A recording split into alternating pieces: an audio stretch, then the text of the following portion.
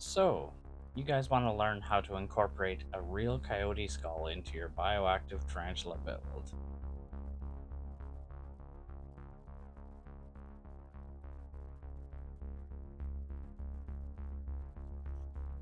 We start off by adding a black earth mixed 50-50 with the clay. You could use excavator clay or the Exoterra clay. It just depends on what's more readily available for you. In our case, I went with our springtail clay just because it's what I had on hand at the time. Trying to crush a lot of the larger chunks just to make sure that they don't cause annoyance later on. Firmly pressing stones to the bottom of the enclosure in case the animal does try to dig below them, which we know tarantulas are notorious for. Digging under things and potentially creating rock falls or collapses can be very dangerous for our animals, so you always want to make sure that they're securely planted on the bottom if possible.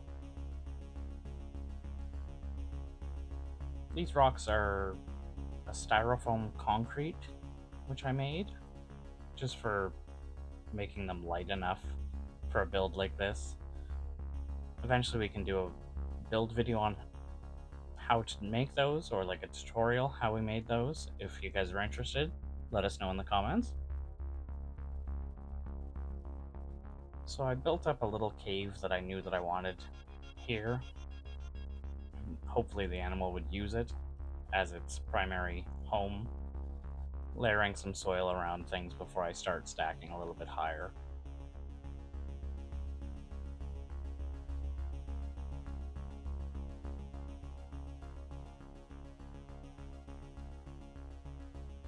Then I went to try and add our skull. The trick to this is going to be you want your substrate to stay very dry so that the skull doesn't get re-moistened again and start to break down and rot, which can and will happen if it's a more tropical based enclosure. So I knew due to the damage on the back of the skull, I had that opening and the broken eye socket on the one side on the left there. I could position it on top of this rock to give it a little bit more balance, filling in the back corner with some soil to prevent any, hopefully any digging behind the rocks itself.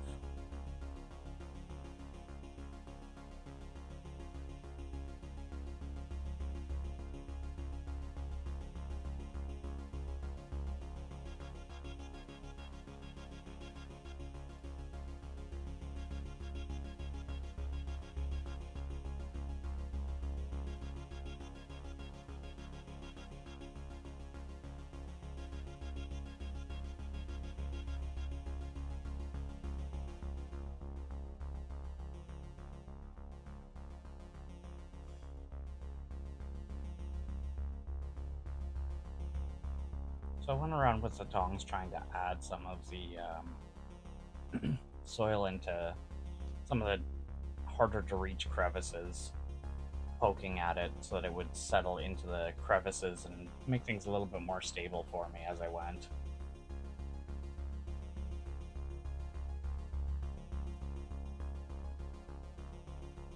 So these are roots that I found outside while I was walking on the beach actually and collected. So I soaked them for a few days prior, let them fully dry again, and I thought they would be a nice addition to the hardscape to make a more natural feeling aspect to the skull cliffside look that I wanted to go with.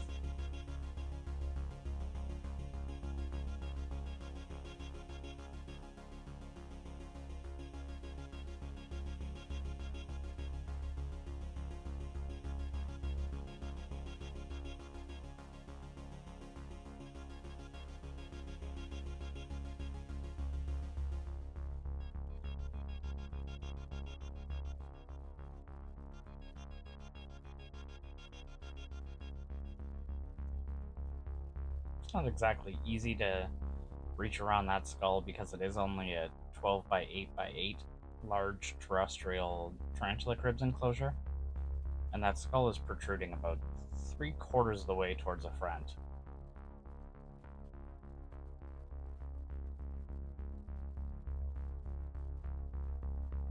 So I had several pieces here that I was trying to find the right one that would fit the aesthetic I was going for. Smaller pieces can add to this. Smaller hair-like roots and things like that work really well in more arid enclosures because they don't rot as easily as they would in a tropical setup.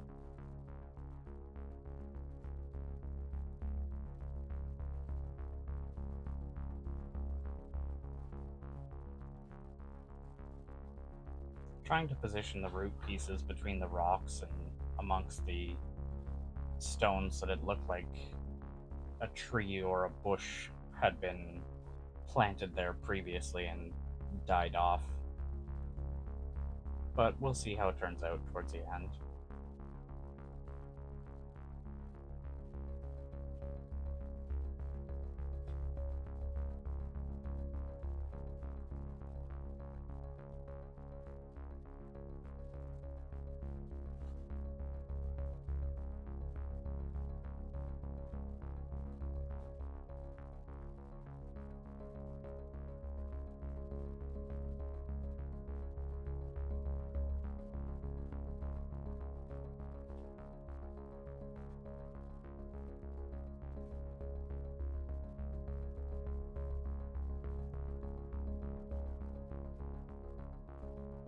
I struggled a fair bit with trying to get that root at the top corner to stay positioned where I wanted it to, so I used some moistened soil mix to try and make it stay more readily how I wanted it to stay or sit. In theory, once the clay dries, it should stay still, hardening it in place.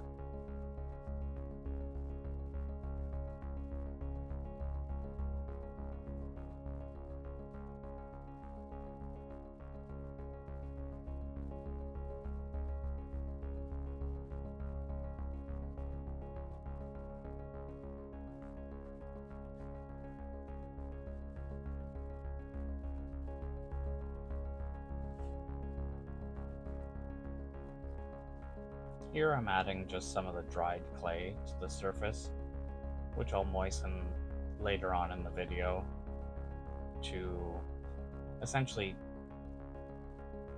build a surface layer to force everything to kind of stay in place. At least that's the theory behind it.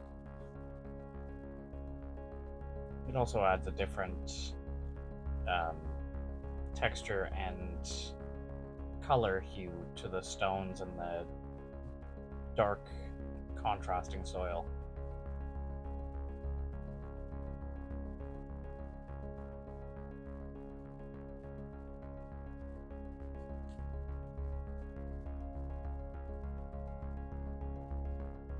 So I knew that because this tank or this build was going to stay rather arid afterwards, moistening it right now wouldn't have a major ill effect to the bone, because I did have every intention on letting it dry readily before re-moistening things.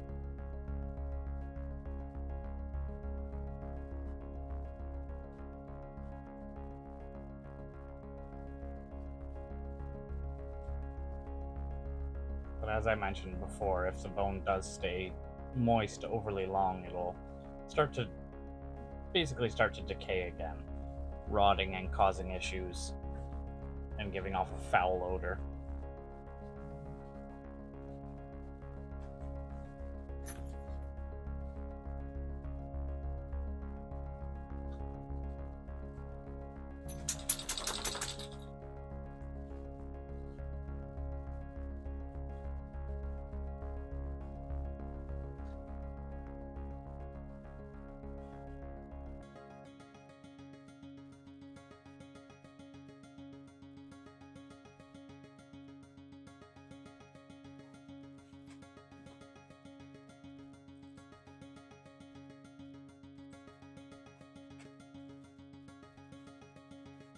Here we're starting to introduce the spider into the new home, giving her a chance to see,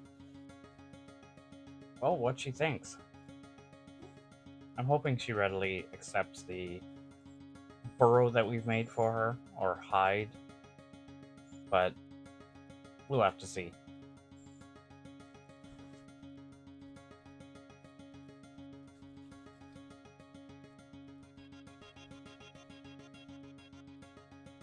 If you've ever kept a rose hair, you know they're not the largest fans of overly moist substrate, so she wasn't very enthusiastic about staying inside throughout this process.